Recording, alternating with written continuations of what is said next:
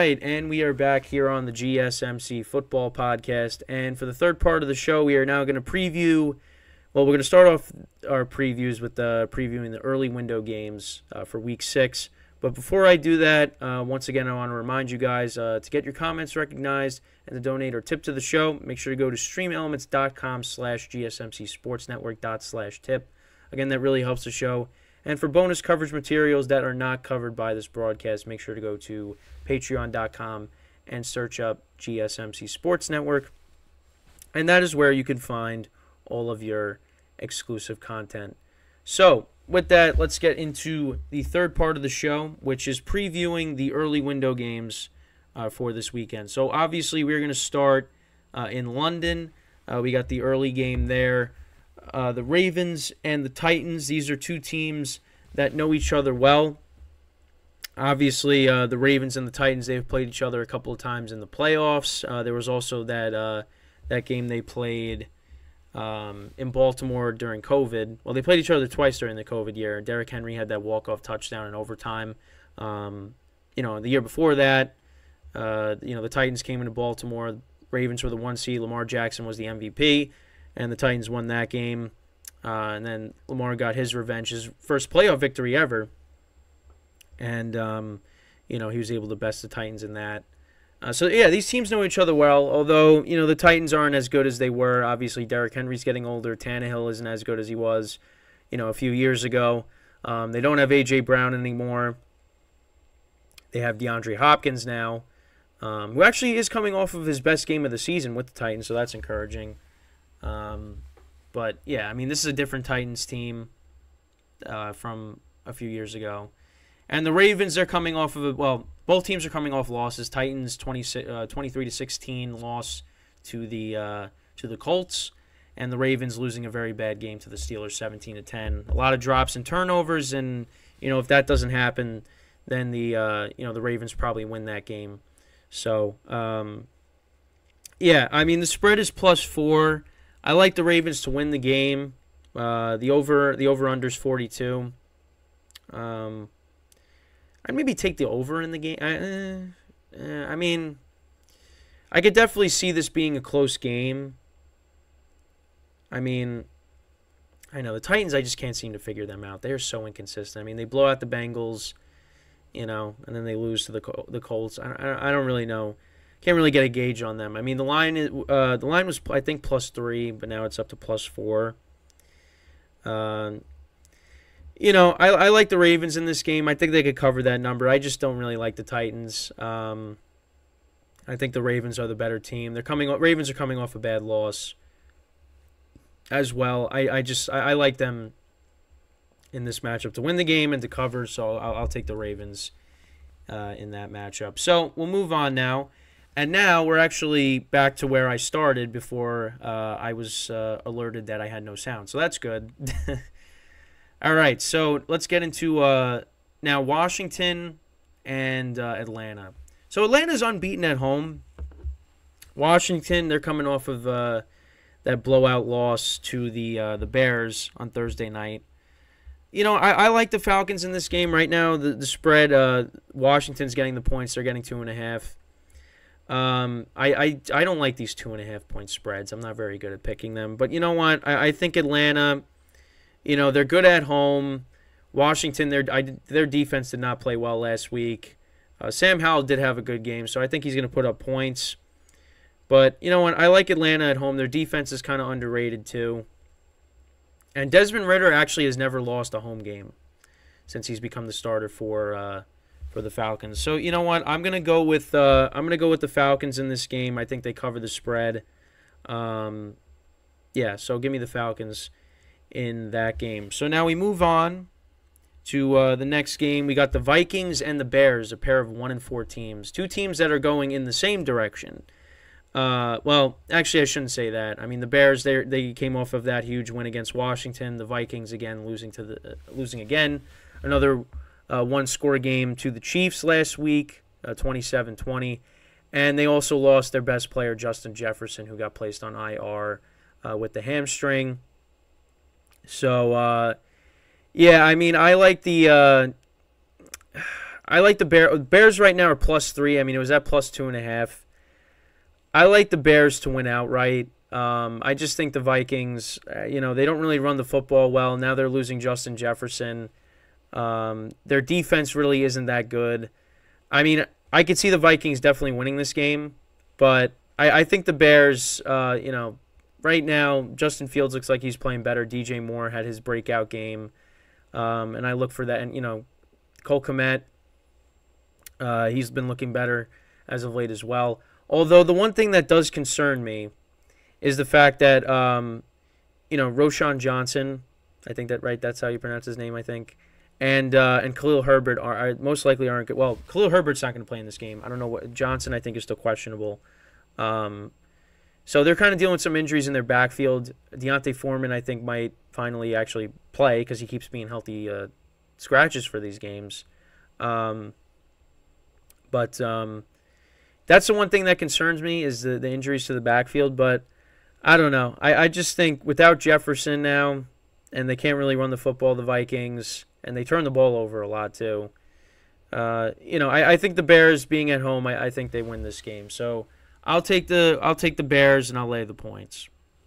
All right. So the next game, this is a good game. This is one of the better games of the weekend as well, and that is the Bengals and the Seahawks. Seahawks are coming off of a bye. Bengals, big win over the Cardinals. Joe Burrow looked a lot better. Jamar Chase had 3 touchdowns. Yeah, I like the Bengals at home. Listen, the Seahawks, I again wouldn't be surprised if they they win this game, but I liked what I saw from the Bengals last week. I know it was against the Cardinals, but I just think that the Burrow's starting to get healthier. You could see it. And they got Jamar Chase going. Joe Mixon, he's been running the football well this year for them. T. Higgins, you hope he comes back. So if they got their full array of weapons and they're at home, I think they win the game here. But it should be a good game. The over/under is 45. I think there could be a decent amount of scoring in this game, so I think maybe you take the over. So I'll take the Bengals to win outright at home. So now we move on to the next early window game here. So we got the 49ers and the Browns. Right now the Browns are a 10-point underdog at home, and that's because Deshaun Watson will not be playing on Sunday again. It looks like it's going to be P.J. Walker.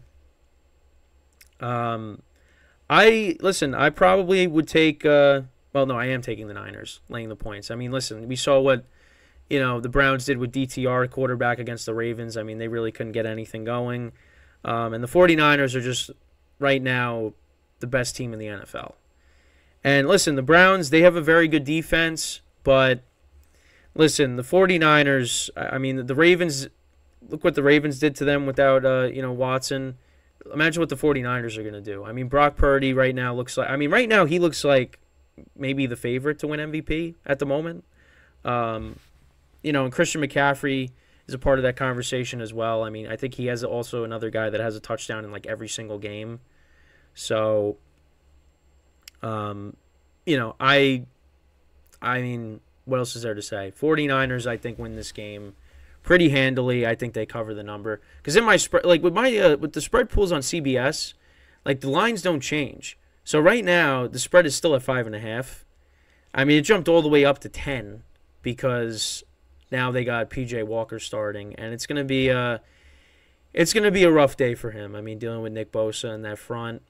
And that Browns defense is going to have their hands full because you got to cover Deebo Samuel, Ayuk, McCaffrey, Kittle. I mean, it's just you got weapons all over the place. I just, I really don't see the Browns making this game competitive at all.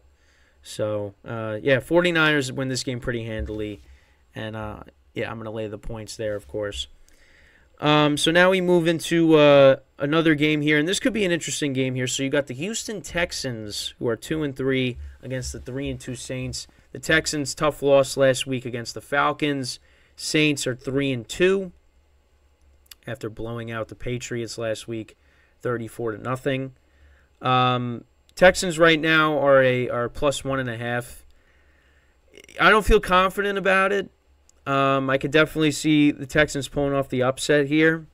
But I'm going to take the Saints. I still think they're the better team right now at the moment.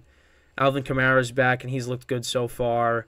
Derek Carr hopefully, gets it going. Michael Thomas has gotten off to a good start this year. So, and listen, that's very encouraging, seeing that. So I like the Saints here, although, again, I wouldn't be surprised if the Texans pull off the upset because they've been playing well this year. C.J. Stroud has been playing very well, with the young wide receivers he's got at his disposal. So we'll see what happens, but I like the Saints in this game.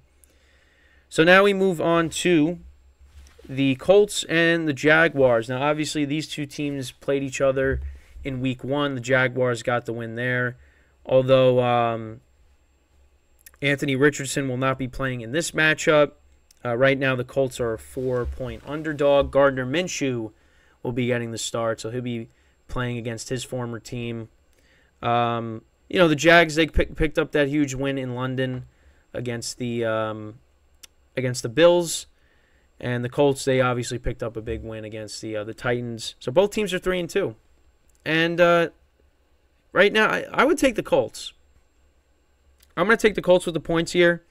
The Jags, they haven't really been like... Listen, I think the big reason why they won last week, and a lot of people would say that, is because of, the Bills getting there late on London, and they were in London like all week, So I just think that I think here now I just think the Colts, they can keep it close at least. You got Jonathan Taylor back, and Minshew's a serviceable backup. The Colts have been playing good. They've been playing good. I mean, they beat the Titans. They had that upset win against the Ravens in Baltimore a couple weeks ago. So, I like them in this spot here to cover the number. So I'll take the Colts, but I think the Jags probably still win. But yeah, I like the Jags. The Colts with the points. And then the final early window game here, we have the Dolphins and the Panthers. Two teams that are going in very different directions. The Panthers are 0-5 right now. Bryce Young threw 3 touchdowns last week, but it was in a blowout loss to the Lions. So now they're going up against the Dolphins, who can put up points as well. This is going to be a long game for the Dolphins. Did I just say the long game for the Dolphins? Long game for the Panthers. Dolphins right now are 13.5-point favorites. I probably go with. The Dolphins cover that spread, I think. There's really no scenario in which I see the Panthers, coming out on top. Can they move the ball on them, on the Dolphins defensively? Maybe. They might put up some points, but I just think the Dolphins with Tyreek Hill and Jalen Waddle, they're just going to run all over that defense. Obviously, the Dolphins are going to be missing Devon Achane, their running back, who, he was awesome. And, of course, he has to get hurt. I think Jeff Wilson's supposed to come back this week, so that's good. You still got Mostert. So, the Dolphins are going to be fine. But the way Achane was running the football, he was huge. He was huge, So, we'll just have to we'll have to wait and see what happens. But I really just don't. I really don't see a scenario in which the Dolphins lose this game. They're going to be 5-1. Panthers are going to be 0-6. Just not looking good. There's some question marks with Frank Reich too. Some people are having with him as the head coach. They just don't look good. So, but yeah, that's the one. Not the 1 o'clock, but the early slate of games. So I'll just run through them one more time. So I got the Ravens winning the game and covering the spread, covering the +4 in London. Got the Falcons covering the 2.5-point spread at home against Washington. I got the Bears winning outright against the Vikings.